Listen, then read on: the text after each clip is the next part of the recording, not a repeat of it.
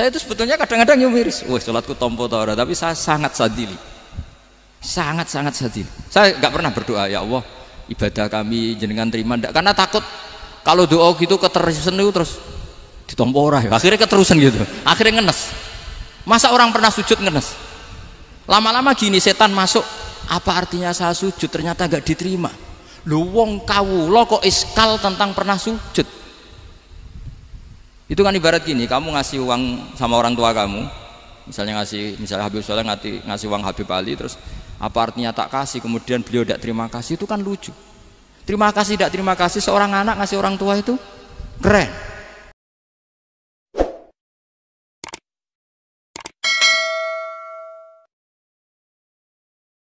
Orang Bedui itu kalau ngaji sama Nabi itu lebih unik timbang yang soleh, timbang yang pinter.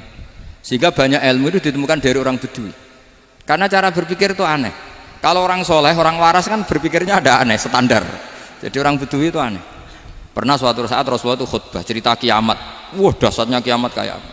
Semua orang diam nangis semua. Orang Bedui enggak, lebih cerdas. Ini Nabi itu aneh. Cerita kiamat kok udah ada tanggalnya, ini gimana? Orang nangis semua karena dahsyatnya kiamat kayak gitu. Bumi dihancurkan, wus. Kan terus sudah nangis dewi-dewi. Ya ono sing nangis pabrik banyune macam-macam ya. Ini kalau kiamat gimana ini perjalanan air kemasan saya kan orang mikir mikir dewe-dewe gitu. Tapi ini enggak. Orang Bedui cara berpikir tuh enggak. Malah ya Rasulullah mata sa'ah. Engkau itu cerita kiamat tapi enggak jelas tanggalnya. Kalau cerita kiamat ya harus jelas dong kapannya. Jadi unik. Jadi cara berpikir sahabat kaget semua loh. Kaget karena gak kepikiran. Nabi a'radu anhu, a'radu itu mengabaikan. Banyak sahabat yang menganalisis lam yasma'kan, Nabi memang gak dengar sehingga mengabaikan. Ada yang analisis lagi sami'a wa kariha, sebenarnya Nabi dengar cuma gak berkenan karena tengah-tengahnya khutbah kok tanya. Tapi si Arabi ini cerdas, masuk akal kan. Misalnya mau pilihan presiden, orang mesti tanya kapan kan gitu. Ya kan, mau ganti presiden atau ganti bupati, takarannya orang kan kapan? Kayak Mas Akom jadi wali ndak, pertanyaannya kan kapan? Kalau jatuhnya kan sudah ya. Sehingga tanya mata sa'ah ya Rasulullah. Lama-lama Nabi diangen-angen, bener juga orang ini, saya cerita kiamat kok gak jelas kapannya. Ini Nabi menjawab. Tapi karena Nabi orang-orang yang sangat pinter, tanya balik, ma'atat talaha. Lalu kalau kamu berani tanya kiamat kapan, saya tanya balik, ya persiapan kamu apa? Jawabnya santai saja. Fa wallah ma'atatullaha kabira sholatin wala siyamin walakinni uhibbuka ya Rasulullah. Saya enggak menyediakan apa-apa, sholat saya biasa aja, maksudnya standar. Ya kira-kira 5 waktu pas. Ya jenis saya lah kira-kira gitu. Wala kabira siyamin, dan saya puasa ya standar saja pas. Walakinni uhibbuka ya Rasulullah. Tetapi saya mencintai engkau ya Rasulullah. Jawabannya Nabi apa? Almar'u ma'aman ahabba. Sebagian riwayat anta ma'aman ahbabta. Jadi hadis itu populer tuh barokahnya wong desa tadi. Andai kan dia punya etika, maka sowan dulu tanya 4 mata. Itu jadi hadis ahadi. Tapi barokahnya dia selonong di depan umum. Zaman Nabi khutbah itu jadi hadis mutawatir. Jadi kadang barang baik itu barokahnya orang yang enggak baik. Maksudnya su'ul adab. Tanya gitu kan su'ul. Tapi itu barokah, akhirnya hadis itu mutawatir karena didengar ribuan sahabat yang mendengarkan khutbahnya Rasulullah. Tapi kalau hadis itu satu-satu kan khossoni bidzalika Rasulullah, khossoni bidzalika Rasul, itu nanti jadi hadis ahadi yang kualitasnya jauh di bawah hadis mutawatir. Jadi barokahnya orang su'ul adab itu ya ada. Karena Allah yang mendesain ini. Akhirnya kata sahabat, kata Anas bin Malik, mereka itu mangkelnya bukan main sama Arabi tadi karena tanya nggak sopan sama Rasulullah. Tapi setelah Nabi jawab almar'u ma'aman ahabba fama farihu bisyai'in farahahum bidzalika badal. Mereka tidak pernah senang dengan hadisnya Nabi sesenang riwayat almar'u ma'aman ahabba. Barokahnya Arabi Bedui. Makanya saya sebagai kiai ini Bedui saya tak pertahankan ila yaumil qiyamah. Karena umat ini pernah terbarokahi oleh orang apa? Bedui. Barokah su'ul adab tadi.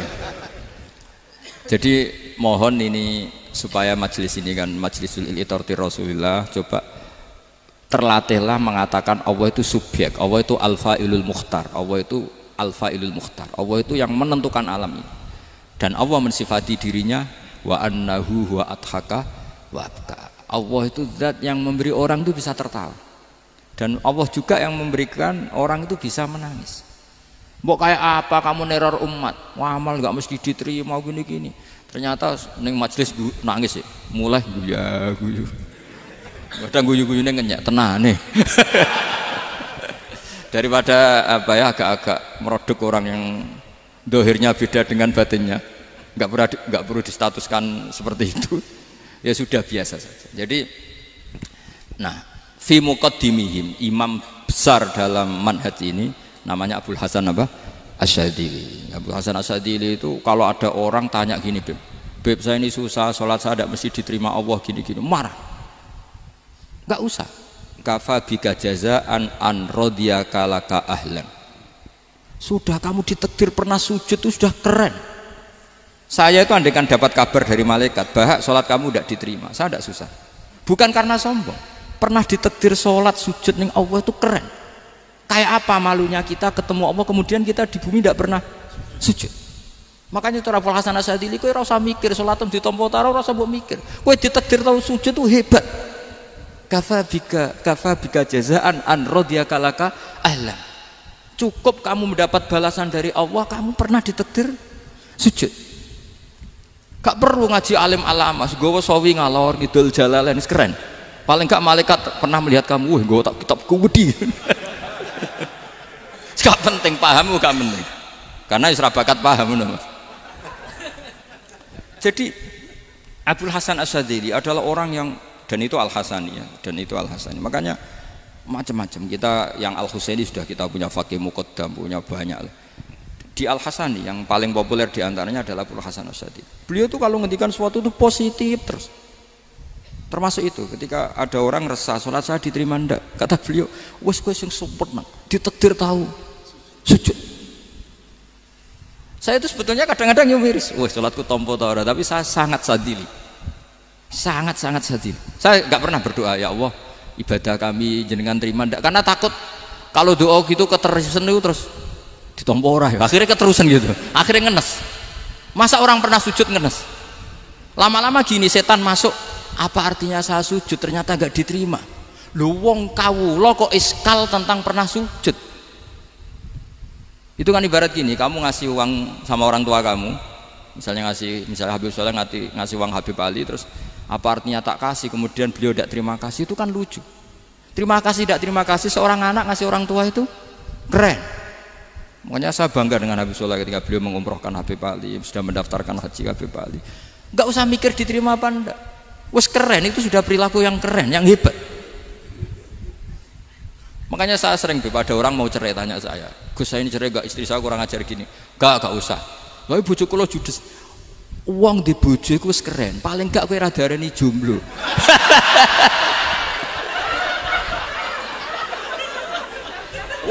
Diarani duda ora enak.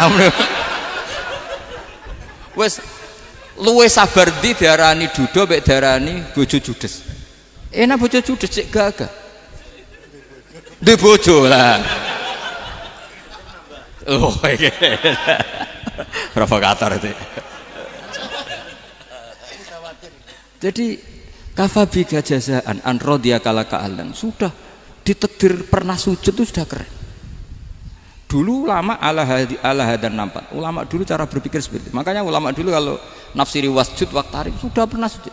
Di Quran enggak pernah ada ayat wasjud san sujudo siro ingkana kada wa kada ingkunta mutayakinan bikobuli sujudi. Kan ada sujud ya sujud saja, tidak usah mikir makbul apa tidak makbul. Sudah kalau sujud pasti waqtarib. Terus saya sebenarnya ya sebagai orang ya kadang wedi, sholatku ditompo ta ora. Tapi kalau keterusan nanti ada was-was yang mengatakan opo artine sholat. Lu tuh kan ngeri seorang hamba sing uripe ning bumine Allah kemudian menyoal pernah sholat hanya karena takut gak diterima. Itu kan geblek banget. Nah, saya jenis kiai yang di partai itu. Saya enggak tahu kalau keneng dikom. Sedih umat masa kamu gak ada keren blas. Jadi Nah nanti kalau misalnya ada manhajnya Habib Soleh yang tidak seperti itu tidak apa-apa, mungkin supaya orang nggak takabur, nggak fakhr, sehingga makanya mulai dulu lama itu ya partainya kalau nggak rojak ya khauf. Nah saya ini yang jelas terang-terangan ikut partai rojak saja, apa? Partai rojak, karena banyak yang sudah di partai khauf. Tapi saya rojak yang bil ilmi tadi. Makanya Sayyidina Umar radhiyallahu anhu itu yang namanya sama sujud. Saya itu punya kitab, Habib Soleh pernah tak tunjukin tulisan tangan saya, muji-muji sujud. Sayyidina Umar ketika ditusuk seorang kila itu Majusi ya. Abu Lu'lu' terkenalnya itu Hulamul Mughirah terkenalnya, ditusuk, dia sahabat, beliau sahabat wali. Jadi nusuk Umar tuh kayak apa? Nusuk Mas Hakom aja dosa besar, apalagi nusuk Umar. Itu ketika ditusuk, dia itu ya punya dendam, namanya manusia itu punya dendam. Maksudnya namanya orang kan mangkel sama yang nusuk. Kalau orang mangkel itu inginnya kan yang nusuk itu masuk neraka. Tapi apa kata Umar? Ngendikan gini, tanya pertama, yang nusuk saya siapa? Orang Majusi. Orang Majusi, Hulamul Mughirah. Alhamdulillah alladzi lam yaj'al maniyati biyadi rajulin lam yasjud laka sajdatan yuhaju biha indaka yaumal qiyamah. Saya itu senang Gusti, yang nusuk saya orang yang nggak pernah sujud sama jenengan. Jika kalau saya dendam supaya dia masuk neraka, saya nggak takut orang itu nuntut sama saya. Tapi kalau dia pernah sujud, pernah sholat, kemudian dia masuk neraka karena nusuk saya, kemudian dia berargumentasi, saya pernah sujud ya Allah, kenapa engkau masukkan neraka? Saya tidak berani jawab ya Allah, saking hormatnya sama yang namanya sujud. Jadi kamane dendamnya kesampaian cara Jawa ya. Dendam dengan tanda kutip ya, tidak makna semestinya. Jadi mangkel mbek sing nusuk nak mlebu neraka pantas wong ora tau sujud wae Gusti gitu. Tapi kalau pernah sujud kemudian dia masuk neraka karena saya, bisa yuhajuni biha yaumal qiyamah. Jadi kayak apa sujud? Saya apa? Nabi itu kalau muji sujud sampai ngingatkan wa hatta takuna sajdatul wahidatu khairan minad dunya wa ma fiha. Nanti kalau kamu di akhirat ketemu Allah, kenangan terbaik kita apa? Di dunia pernah sujud. Keren aja. Cara ning pondok wis tau bayar seharian lho. Cara sowan kiai tau ngamplopi Mas. Wis go jajan. Nah tapi kadang syaitan itu masuk tadi. Apa artinya sujud gak mesti ditompo, apa artinya sowan Habib ngaturi ra mesti ditompo, ngaturi kiai. Akhirnya ada ketakutan. Nah kalau ketakutan ini berlebihan lama-lama, ma faidatus sujud. Wah itu sudah buruk sekali, wong hamba kok tanya ma faidatus sujud. Nah ini di pentingnya mazhab-mazhab Syadzili. Jadi saya ngaji agak-agak uraan wa amdan. Kalau ini watak sudah bukan. Jadi uraan itu ada dua, ada yang amdan bismil ilmunya banyak terus milih manhaj. Insya Allah saya partai itu. Ada yang uraan bakat Mas. Ada ya?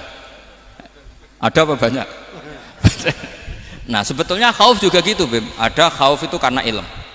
Ada Habib alim alama atau kiai alim alama, dia tahu masyarakat kalau ngikuti Gus Bak nanti jadi fakhr, kurang tawaduk, terus dia milih partai khauf. Lah yang buruk itu ada kiai yang milih khauf pancen dari awalnya sati cilik ya. Jenisnya wis sati.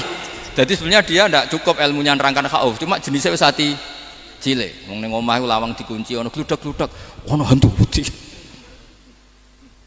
Jadi ya sama, yang bawa rojak bisa bawaan dablek, yang bawa khauf bisa saja bawaan ati cilik. Nah kita ingin yang bawa rojak ya bismil ilm, yang bawa khauf juga bismil ilm. Ya ono teh Mas, wong sing ati gede, pegawene dua blek, tapi enggak bawaan rojak, memang bawaan dablek. Ada yang ati cilik tapi bawaan khauf. Jadi mengatakan khauf tapi sebetulnya bawaan ati cilik. Nah kita inginnya ndak, kalau rojak ya bismillah kayak Abdul Hasan Asyadzili, kalau yang kampanye khauf kayak Said Abdul Haddad bawaan apa? Ilm. Sehingga kita ini Qul inni ala bayyinatin mir rabbi, semua itu berdasar ilmu sing jelas welo-welo. Makanya semua nabi memaklumatkan apa? Qul inni ala bayyinatin mir rabbi. Jadi semua ilmu syaratnya apa? Bayyinah. Bayyinah itu kebenaran ilmiah sing jelas welo-welo. Makanya itu yang disebut Allah Subhanahu wa taala mensifati kekasihnya yaitu Nabi Muhammad sallallahu alaihi wasallam, lam yakunil ladzina kafaru min ahlil kitabi wal musyrikina munfakkina hatta ta'tiyahumul bayyinah rasulun minallah yatslu suhufam mutahhar. Niku Kanjeng Nabi saking cerdase meneh tek wong Islam, wong musyrik, wong kafir ngerti logika yang dibangun Nabi saja kuat infikak dari kemusyrikannya, makanya disebut munfakin. Orang-orang musyrik, orang-orang kafir tidak munfakin, tidak tercerabut dari akar akidahnya hatta ta'tiyahumul bayyinah. Itu siapa? Rasulun minallah yatlu suhufan mutahhar. Masyhur itu debatnya Nabi dengan orang-orang musyrik. Mereka bilang, "Ya Muhammad, kita ini urusannya banyak, kasusnya banyak. Lalu Anda mengajarkan ke Tuhan satu. Masa urusan banyak cukup Tuhan satu? Itu enggak fair Muhammad. Aja'alal alihata ilaha wahida inna hadza la syai'un ujab." Urusan kita banyak, masyakil kita banyak, muskilah kita banyak. Kalau Tuhannya satu tidak cukup Muhammad. Nabi dengan santainya memberi penjelasan. Ya sudah gini saja. Kalau kamu jadi budak atau pembantu, majikan kamu banyak. Semuanya merintahkan kamu, semuanya bikin aturan untuk kamu. Kamu suka enggak? Ya enggak suka Muhammad. Kalau majikan kita banyak repot. Ya sudah, Tuhan kamu itu majikan kamu. Kalau banyak perintahnya beda-beda kamu pusing. Ya udah Mat, Tuhannya satu aja Mat. Karena Nabi bayyinah, orang itu bisa dibalik-balik pikirannya. Dan makanya disebut daraballahu masalah rajulan fihi syuraka'u mutasyakisuna wa rajulan salamal lirajul hal yastawiyani masalah alhamdulillah. Jadi Nabi itu kalau adu argumentasi itu luar biasa. Jadi segampang itu Nabi memberi apa? Argumentasi. Karena beliau adalah al-hujjatul balighah. Jadi Nabi itu gak pernah kalah. Pernah Nabi debat sama orang Yahudi, Muhammad, saya ini turunan Ibrahim, kita ini Israel ya, kita tahu Israel adalah turunan Nabi. Israel nama lain dari Yakub, Yakub bin Ishak bin Ibrahim. Padahal Yakub ini punya anak namanya Yahuda, makanya Yahuda bin Yakub bin Ishak bin. Kita ini yang mirip Ibrahim, bukan kamu. Tapi orang Yahudi itu nggak apal nasabnya, sehingga mereka bilang kita ini saking baiknya, Ibrahim saja pengikut kita. Terus digojlok oleh Nabi. Ibrahim iku buyute Yahuda. Makanya digojlok ha antum ha ulai hajatum fi malakum bi ilm falimatu hajuna fi ma laysa lakum bi ilm. Kita adu debat itu sudah ilmiah. Kenapa kamu menjadi tidak ilmiah? Kenapa Muhammad? Terus Allah menurunkan wa ma unzilatit Taurat wal Injilu illa min ba'di afala ta'qilun. Artinya gini, kalau Ibrahim dikatakan Ibrahim Yahudiyah, itu sama dengan saya berkali-kali podo karo sampean misalnya ngendikan Mbah Zubair itu pengagumnya Gus Roji misalnya. Padahal Gus Roji bin Ubab bin Maimun bin Zubair, misalnya Gus Roji bin Kiai Haji Ubab bin Kiai Haji Maimun bin Kiai Haji Zubair. Nah Ibrahim itu kan Yahuda bin Yakub bin Ishak bin Ibrahim. Terus mereka bilang Ibrahim itu pengikut Yahudi. Itu kan kebalik-balik. Kayak Habib Hasan itu pengagum Habib Soleh. Kan Habib Hasan rohnya ini gimana ini sih mbahnya kok dianggap. Nah sehingga orang Yahudi ketika Nabi berdebat beda dengan Nabi Muhammad SAW. Ketika ditanya kenapa kamu yakin agama tauhid millata abi, karena ini agama nenek moyang saya, millata abikum apa? Ibrahim. Jadi jelas akhirnya orang Yahudi ngerti. Ya kan sama dengan mengatakan tadi Pak Karno itu pengagum Puan Maharani, kan aneh nggak kalimat itu. Mbah Hasyim Asy'ari itu pengagum Gus Dur, gak lucu itu debat. Jadi Nabi itu orang yang bayyinah itu kalau menerangkan kebenaran itu bahkan orang kafir pun bisa infikak, bisa munfakin, tercerabut dari akar kekafiran.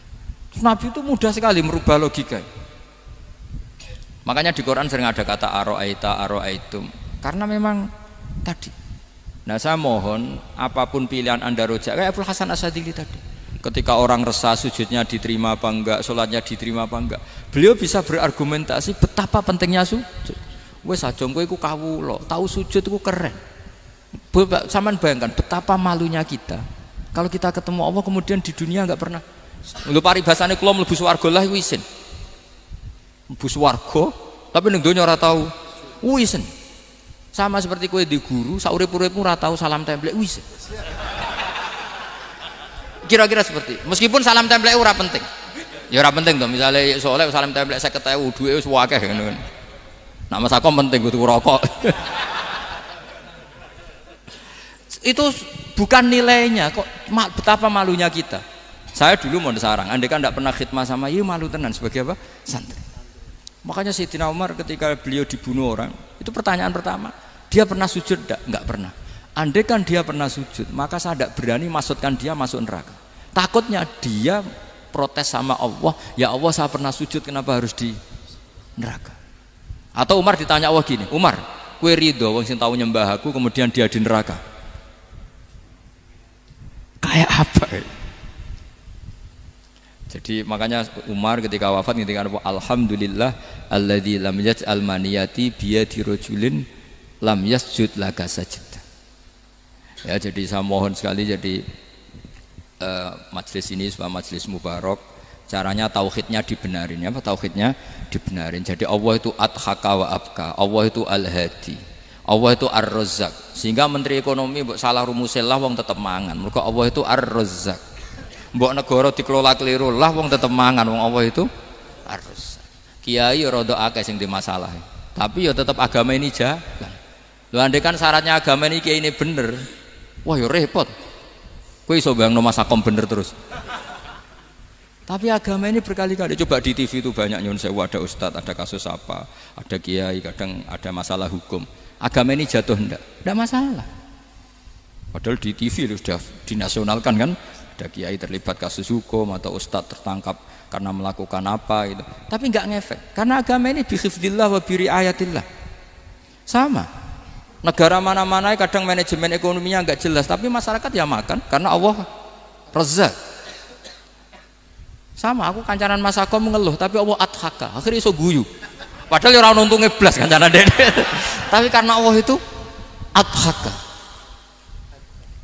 Nah kita dengan istri yang kita cintai, dengan keluarga kadang nangis. Karena Allah itu zat yang bisa memberi abka. Wa annahu wa adhaka wa abka. Terus wa annahu wa amata wa ahya. Kita tidak ingin mati, wah ya mati ya mati saja karena kita objek. Nah, hidayah itu seperti itu. Allah al-hadi. Apa? Allah itu kayak apa Korea, negara ateis. Enggak kebayang di sana ada ngaji Aqidatul Awam Abadi Fikih. Tapi sekarang banyak. Saya tuh kalau beli Aqidatul Awam kerdusan tak kirimkan ke Korea. Sebelum saya ke Korea, karena sebagian santri saya di Jogja. Di sana ada ngaji Aqidatul Awam, ngaji takrib. Bahkan saya di sana dilagokno sak duna fid dunya. Kayak apa Allah kalau ingin bikin hidayah? Karena Allah itu al-hadi. Wong Indonesia digerakno seneng duit. Bareng wis seneng duit mau apa? Korea. Setelah di Korea tersiksa karena enggak ada tempat sujud. Akhirnya urunan. Segampang itu kalau Allah menghendaki. Itu enggak dibenem MUI, enggak dibenem. Karena Allah al-hadi. Jadi saya mohon sekali tauhid ini dibenerin dulu. Allah tetap al-fa'ilul mukhtar, apa? Al-fa'ilul mukhtar. Sehingga Allah mensifati dirinya adhaka wa abka.